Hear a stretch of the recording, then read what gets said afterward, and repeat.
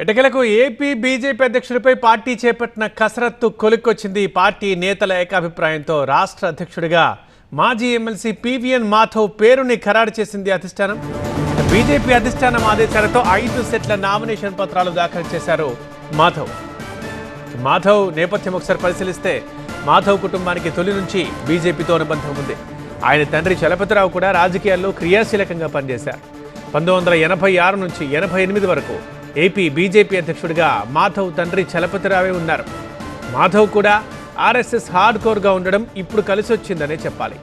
గతంలో Madhav AP BJP ప్రధాన కార్యదర్శిగా కూడా పనిచేశారు. ప్రస్తుతం ఏపీ బీజేపీ ఉపాధ్యక్షుడిగా ఉన్నారు.